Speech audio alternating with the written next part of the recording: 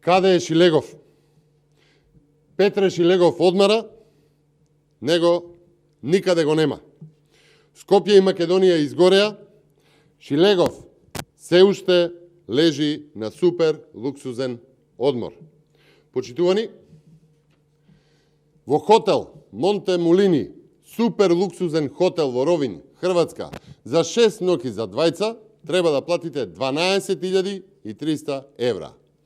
3 просечни македонски плати за еден ден одмор во супер луксузниот хотел во Ровин. 15 дена Шилегов е во Ровин. Одмора.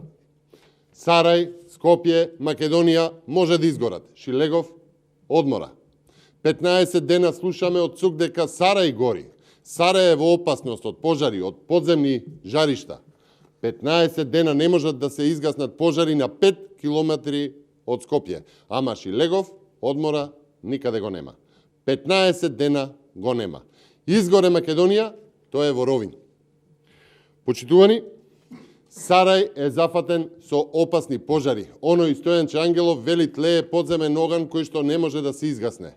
А Шилегов одмора 15 дена во Ровин. Шилегов бега од одговорност. Да беше доблесен, веднаш ке се вратеше. Но Шилегов дезертираше пред опасноста за Скопје. Шилегов е недостоен ниту за Скопје, ниту за Зелс.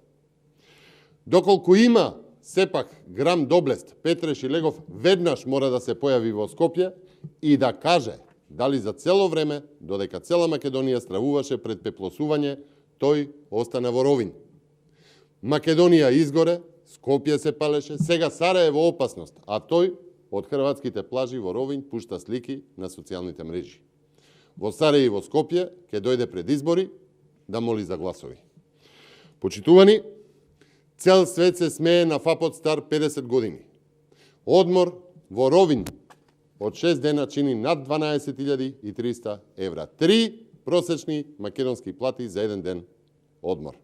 Петре Шилегов го нема 15 дена. За Скопје нема полошо од Шилегов. Ви благодарам, повелете со прашање. До каде е процедурата за утврдување на кандидати за градоначалници и за советници за локалните избори? И дали се потврдени одреден дел од кандидатите на централниот избор? Конечна потврда на кандидатите за предстојните парламентарни избори, онаа победничка листа од ВМРО ДПМН ќе биде објавена наскоро, кога ќе ги помине и последниот филтер, а тоа е Централниот комитет на ВМРО ДПМН. До сега во јавноста се шпекулира со повеќе имиња, има дел од кандидати за кои што нема никаква сомнеж дека се дел од таа победничка листа, како кандидатот во Прилеп или кандидатот во Охрид, но сепак конечната листа ќе ја објавиме по завршување на Централниот комитет. Ова процедура во парламентот е заглавена. Има над 700 амандмани во врска со измените во изборниот законник.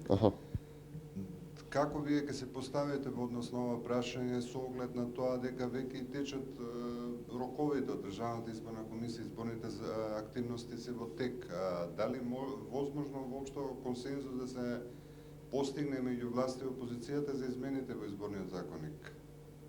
Не е проблемот помеѓу власта и опозицијата во однос на измените на изборниот законник, туку проблемот лежи токму во коалицијата која што е на власт. Оној праг кој што беше, оние проценти кои што беа поставени во предлог законот во собрание, кој што нели и власта крена раце на крај од него, воопшто не е дел од барањата ниту потребите на ВМРО ДПМН.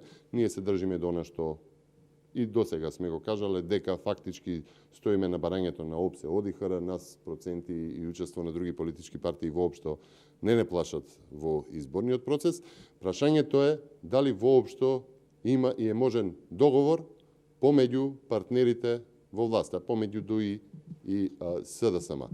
Тука барајте ги одговорите кај нив, бидејќи и за сега нема преговори, нема покана за учество во некои разговори за некој нов предлог текст на закон каде што би се измениле и би било ставено она барање од ОПСЕ ОДИХР за 1% нели од гласачи. Меѓутоа, прашањето е за коалицијските партнери во власта, кои што фактички беа и оние кои што инсистираа за толку висок праг во изборниот законник. Ви благодарам.